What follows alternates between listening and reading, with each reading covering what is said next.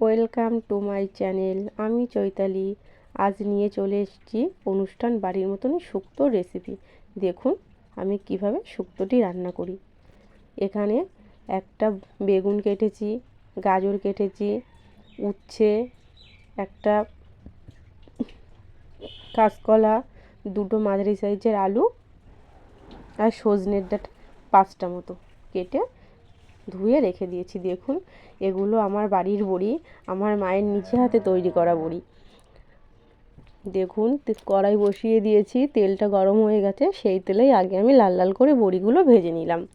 তারপরে সেই তেলেই আমি আলুগুলো আর গাজরগুলো দিয়ে দিলাম। আলু আর গাজরটা একসাথেই ভেজে নিচ্ছি। আপনারা চাইলে সব সবজিগুলো একসাথেও ভাজতে পারেন, আবার আলাদা আলাদাও ভাজতে পারেন। আমি গাজর আর আলুটাই একসাথে ভাজছি। তারপরে উচ্ছেটাও দিয়ে দেবো। দিয়ে আগে এই 3 রকম সবজি একটু ভাজা ভাজা করে নেব। তারপরে বাদ বাকি সবজিগুলো ভাজবো। দেখুন আমার সবজিগুলো প্রায় ভাজা হয়েই গেছে, এখনই তুলে নেব। বেশ সুন্দর কালারটা এসছে ভাজার।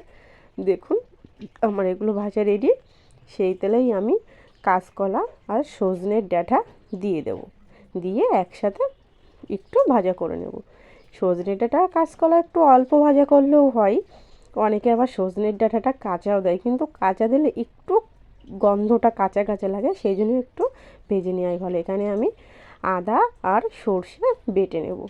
ওইগুলো ভাজতে ভাজতে আমি বাটনাটা করে নেব।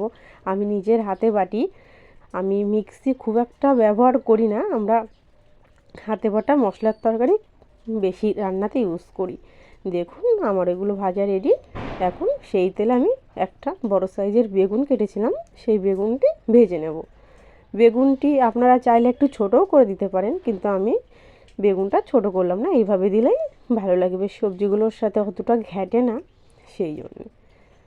দেখুন আমার বেগুনগুলো ভাজা হয়ে গেছে প্রায়। বেগুনগুলো একটু অল্প ভাজলেও হয়, অত লাল লাল করে না ভাজলেও চলবে। আমার বেগুনগুলো ভাজা হয়ে গেছে। দেখুন আমি এবার এখানে দিয়ে দিলাম সামান্য পরিমাণে পাঁচফোড়ন, একটি তেজপাতা আর একটি শুকনো লঙ্কা দিয়ে আমি সেখানটায় 5টা মতো কাঁচা লঙ্কা দিয়ে দিয়েছি। দিয়ে একটু ভাজা করে নেব। নিয়ে আমি ভেজে রাখা সব সবজিগুলো দিয়ে দেব। তার সাথে বড়িগুলোও দিয়ে দিয়েছি। একটু নাড়াচাড়া করে নেব। নিয়ে এখানে আমি লবণ আর হলুদ অ্যাড করব। যে যেমন লবণ খাবেন সেই পরিমাণে লবণটা এখানে ব্যবহার করবেন। তার আগে আমি যে বেটে রাখা মশলাটা সেটা দিয়ে একটু কষিয়ে নেব। দেখুন মশলাটা দিয়ে একটু কষিয়ে নিয়ে সামান্য পরিমাণে জল দিয়ে দেব। সর্ষে আছে তো, সেই জন্য বেশিক্ষণ আপনার কষানো লাগবে না, তাহলে আবার একটু তিতকুটে ভাব লাগবে।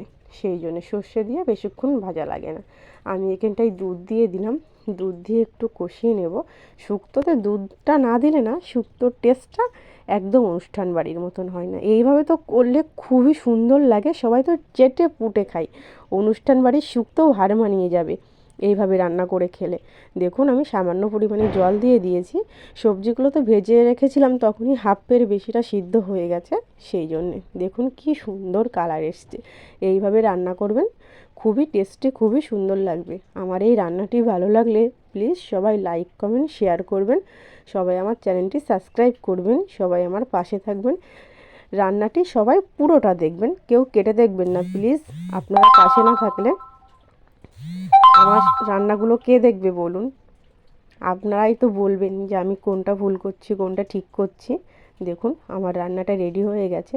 কত সুন্দর কালার এসছে। অনুষ্ঠান বাড়িও হয়তো এত সুন্দর কালার আসে না। দেখুন শুক্তোটা কত সুন্দর দেখতে লাগছে। যদি রান্নাটা ভালো লাগে সবাই please like comment share subscribe